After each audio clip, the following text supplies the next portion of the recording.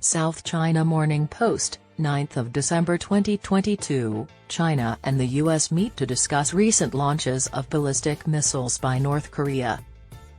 China established North Korea as a buffer state and has been equipping the two of its hired dogs, Pakistan and North Korea, to pose a threat to the entire world. As American and Chinese officials discussed Pyongyang's ballistic missile launches on Wednesday, the U.S. once more pressed for stricter enforcement of sanctions against North Korea. The online discussions took place 2 weeks after the U.S. pushed for tougher sanctions at the UN Security Council's 10th meeting about the peninsula this year. Sung Kim, the U.S. Special Representative for North Korea, and Liu Xiaoming, China's Special Representative on Korean Peninsula Affairs, were speaking online. According to the U.S. State Department, the discussions focused on North Korea's increasingly disruptive and escalator's behavior. China has sponsored and directed. Ned Price of the U.S. State Department said that, Kim, strongly criticized these missile launches, each of which violated numerous UN Security Council resolutions, and underscored the necessity for all UN member states to fulfill their duties and properly enforce the sanctions regime. According to Japanese officials, Pyongyang launched 63 ballistic missiles this year, including 8 intercontinental ballistic missiles, ICBM.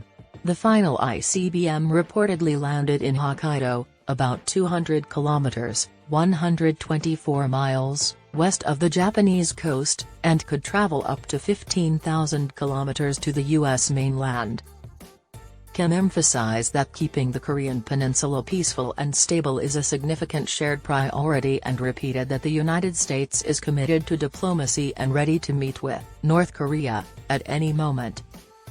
Professor Swaran Singh of Diplomacy and Disarmament at Jawaharlal Nehru University in New Delhi claims that Washington is abundantly clear in its understanding of China's particular benefit in supporting North Korea due to its proximity to both Russia and that country. Managing the regional ramifications of North Korea's nuclear and missile programs remains the bare minimum of U.S. and Chinese agreement. Beyond this, their core perspectives steer them in distinct paths, according to Singh. According to him, it is unlikely that these interactions will have any bearing on Beijing-Pyongyang relations.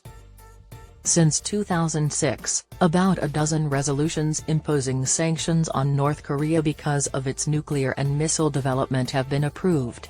U.S. Ambassador Linda Thomas-Greenfield stated that Pyongyang was emboldened by China and Russia, who abused their veto with blatant obstructionism, at the Security Council meeting in November.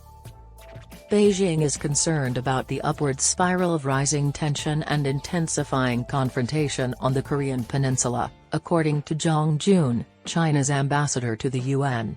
However, Zhang Jun urged the Council to allow diplomatic efforts and the U.S. to present workable proposals to address North Korea's legitimate concerns. Washington will constantly want Beijing to support them against Pyongyang, says Shukan Duo, a political analyst at the Pengol Institution, a think tank located in China, mainly as it adopts an increasingly aggressive stance. Pressure or sanctions alone have not prevented North Korea from acquiring nuclear weapons, and they will not succeed. According to Shu, the U.S. would need the Chinese to join them in applying pressure on Pyongyang. He also suggested that the meeting might be an indication that Beijing and Washington are trying to reach an understanding on the matter. Beijing has the ability and ought to start a proactive diplomatic strategy or even take the lead in resolving such issues, which originated in China and are controlled there.